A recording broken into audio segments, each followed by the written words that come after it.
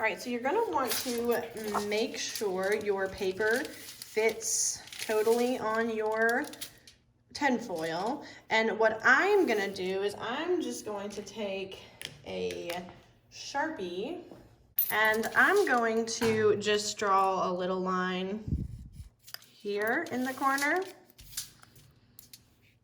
here in the corner, and then on the top corner. That way I know how much space I need to fill up from my tinfoil, so my paper will fit in those squares. So you're gonna choose analogous colors. Analogous colors means that these are colors that are beside each other on the color wheel. I like to say that they are neighbors, they're next door neighbors. So you're gonna choose 3 or 4 colors that are analogous colors, meaning that they are beside each other on the color wheel. So when you get your markers, you're gonna have to really think about what colors you want to use and if they are analogous, meaning if they're beside each other on the color wheel. So if it helps you to look at the markers like this, you can choose 3 to 4 markers that are beside each other on the color wheel. Since this is going to be our background of our haunted houses, think about what color maybe the sky might be. So if you want to do like a pinkish, reddish, orange sunset, or if you want it to be like a purple, pink, and red sunset, or if you want it to be green, yellow, and blue, it doesn't matter. It's really up to you. The only thing you have to consider is, are they analogous colors? Are they beside each other on the color wheel? So I think I am going to choose these pinks and purples.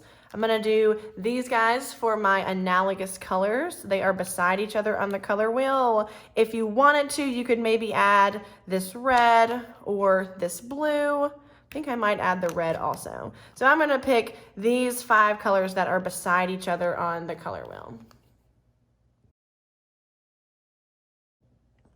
So once you have your analogous colors picked out, then you're gonna start coloring on your tinfoil. We marked off the edges of our paper so that we know what part of the tinfoil we're gonna color.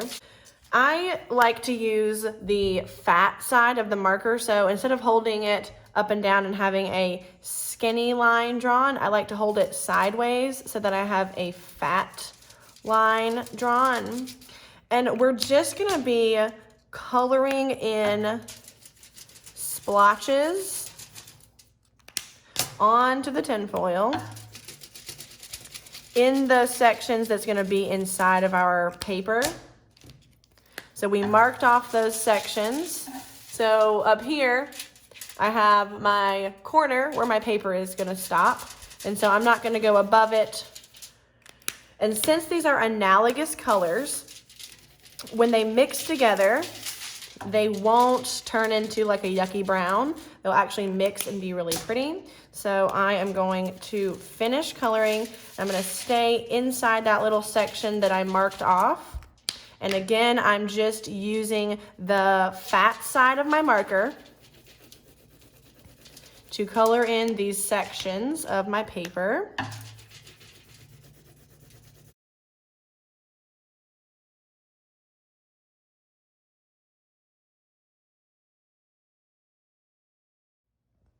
All right, so after you have completely covered that section that we outlined with your marker, then you are going to take your spray bottle, which is on mist, and you are going to mist this marker. 1, 2, 3, 4, 5. 5 times.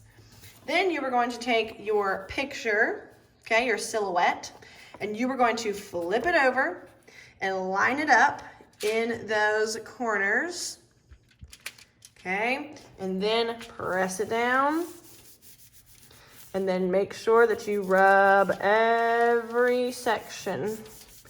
What might happen is, like up here, if your fingers get into that marker, it might rub off on the back of your paper, which is okay because it's the back. Just want to make sure you get every part of that picture. Rub it, rub it, rub it. And when you peel it up, you'll have a wonderful, amazing masterpiece. So in places like this and this, where that color didn't come through all the way, that is because I did not push hard enough on when it was flipped over on top of the marker. So that's why it's so very important that when you are rubbing it on top of that wet marker, that you get every part before you peel it up.